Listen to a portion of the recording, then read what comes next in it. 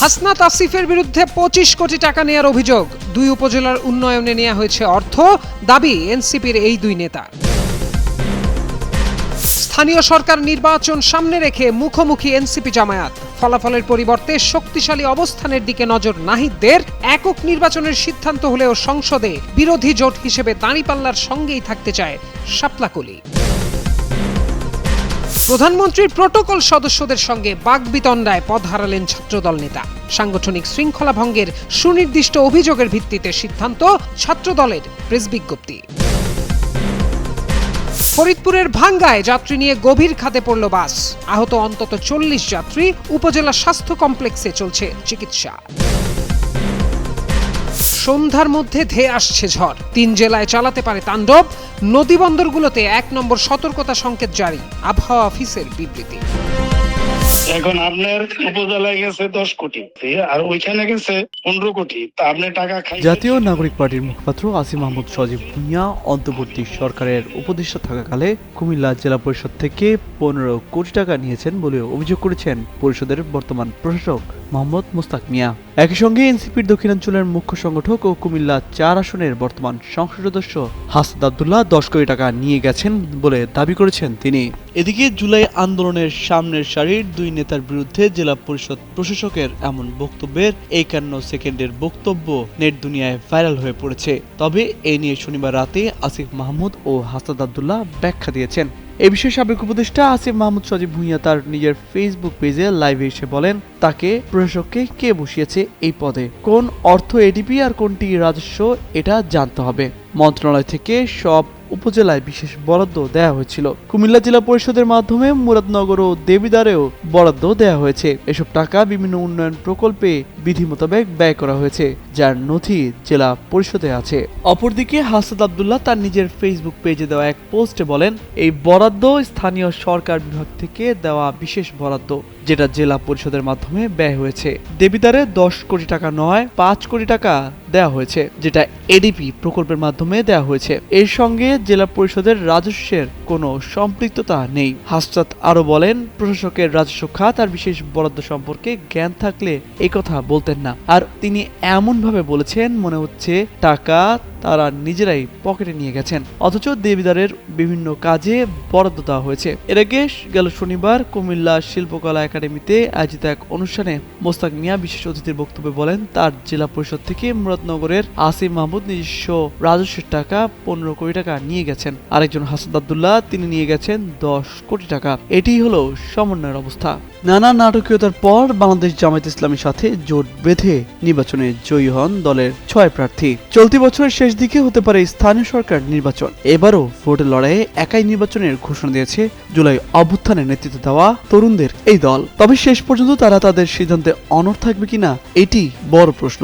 যদিও বিএনপির বিরুদ্ধে ভালো ফলাফলের প্রশ্নে জোটের নেতাদের সিদ্ধান্ত পর্যবেক্ষণের কথা জানান এনসিপির নেতারা। এদিকে স্থানীয় সরকার নির্বাচন সামনে রেখে মুখোমুখি জামায়াত ও এনসিপি, বিশেষত সামাজিক যোগাযোগ মাধ্যমে একে অপরকে বিদ্ধ করছে সমালোচনায়। ঢাকা দক্ষিণ সিটিতে আসিফ মাহমুদ বনাম সাদিক কায়েম জোরদার করেছে মুখোমুখি অবস্থানকে।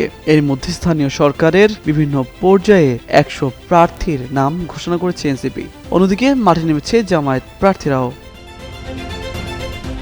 দলের একাধিক নেতা জানান, এবারেই কাঙ্ক্ষিত ফলাফলের পরিবর্তে একক নির্বাচনের মাধ্যমে মাঠ পর্যায়ে শক্তিশালী অবস্থান তৈরি লক্ষ্য দলটির। তবে একক নির্বাচন করতে চাইলেও বিরোধী জোট হিসেবে রাজপথ এবং সংসদে জামায়াতের সঙ্গে থাকতে চায় এনসিপি।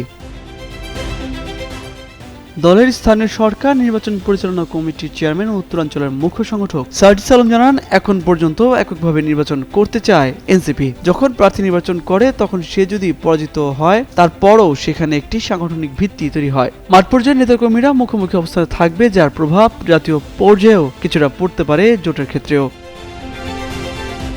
এনসিপির মুখপাত্র আসিফ মাহমুদ সজীব ভুঁইয়ার মতে, জাতীয় নাগরিক পার্টি আসলে মুখাপেক্ষী না যে একেবারে জোটে গিয়ে নির্বাচন করতে হবে। যেহেতু বিএনপি সরকার ক্ষমতায় এবং তারা যাদেরকে প্রার্থী করবে তাদেরকে প্রশাসক হিসেবে বসিয়েছে, এমন অবস্থায় প্রশাসনিকভাবে বা সার্বিকভাবে বেশি শক্তিশালীভাবে নির্বাচনটা করতে যাচ্ছে তারা। সেক্ষেত্রে জামায়াত এনসিপি জোটে বা সবার বিবেচনায় নিতে হবে স্থানীয় সরকার নির্বাচনটা কিভাবে করলে একটি ভালো ফলাফল আসতে পারে।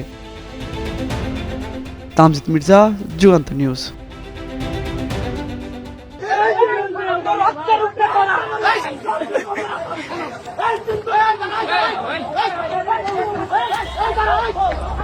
বিএনপির প্রতিষ্ঠাতা ও সাবেক রাষ্ট্রপতি জিয়াউর রহমানের সমাধিতে শ্রদ্ধা জানানো শেষে প্রধানমন্ত্রী তারেক রহমানের গাড়িবহর পেরিয়ে যাওয়ার সময়ে নিরাপত্তায় নিয়োজিত সদস্যদের সঙ্গে দুর্ব্যবহারের ঘটনায় ঢাকা মহানগর দক্ষিণ শাখা ছাত্রদলের সাধারণ সম্পাদক আব্দুর রহিম ভূঁইয়াকে সাংগঠনিক পদ থেকে অব্যাহতি প্রদান করেছে ছাত্রদল। শনিবার ছাত্রদলের দপ্তর সম্পাদক মোহাম্মদ জাহাঙ্গীর আলম স্বাক্ষরিত এক প্রেস বিজ্ঞপ্তিতে এ তথ্য জানানো হয়। এতে বলা হয়, বাংলাদেশ জাতীয়তাবাদী ছাত্রদল কেন্দ্রীয় সংসদের সিদ্ধান্ত মোতাবেক সাংগঠনিক শৃঙ্খলা ভঙ্গের সুনির্দিষ্ট অভিযোগের ভিত্তিতে ঢাকা মহানগর দক্ষিণ শাখা ছাত্রদলের সাধারণ সম্পাদক আব্দুর রহিম ভূঁইয়াকে সাংগঠনিক পদ থেকে অব্যাহতি প্রদান করা হলো। একই সাথে উক্ত কমিটির সিনিয়র যুগ্ম সাধারণ সম্পাদক রফিকুল ইসলামকে ভারপ্রাপ্ত সাধারণ সম্পাদক হিসেবে দায়িত্ব প্রদান করা হলো। সাংগঠনিক গতিশীলতা ও ধারাবাহিকতা অব্যাহত রাখার স্বার্থে অবিলম্বে এই সিদ্ধান্ত কার্যকর হবে। প্রেস বিজ্ঞপ্তিতে আরও বলা হয়, বাংলাদেশ জাতীয়তাবাদী ছাত্রদলের সভাপতি রাকিবুল ইসলাম রাকিব ও সাধারণ সম্পাদক নাসির উদ্দিন নাসির শনিবার এই সিদ্ধান্ত অনুমোদন করেন।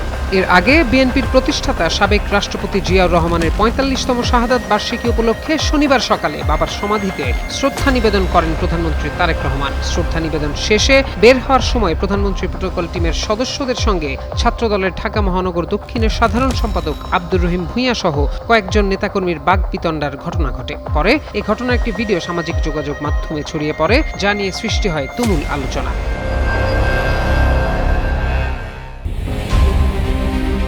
ঢাকা ও আশপাশের এলাকায় আজ দুপুর পর্যন্ত বৃষ্টির কোনো সম্ভাবনা নেই বলে জানিয়েছে বাংলাদেশ আবহাওয়া অধিদপ্তর। তবে দেশের উপকূলীয় ৩ জেলায় ঝোড়ো হাওয়া সহ বজ্রবৃষ্টির আভাস পাওয়া গেছে। জেলাগুলো হলো নোয়াখালী, চট্টগ্রাম ও কক্সবাজার। এসব এলাকার নদী বন্দরগুলোকে ১ নম্বর সতর্ক সংকেত দেখাতে বলা হয়েছে। রোববার সকাল 8:30 থেকে সন্ধ্যা 6টা পর্যন্ত দেশের অভ্যন্তরীণ নদী বন্দরগুলোর জন্য আবহাওয়ার পূর্বাভাসে এ তথ্য জানানো হয়। পূর্বাভাসে বলা হয়, এ ৩ জেলায় পশ্চিম বা উত্তর পশ্চিম দিক থেকে ঘন্টায় ৪৫ থেকে ৬০ কিলোমিটার বেগে অস্থায়ীভাবে দমকা বা ঝোড়ো হাওয়া সহ বৃষ্টি বা বজ্রবৃষ্টি হতে পারে।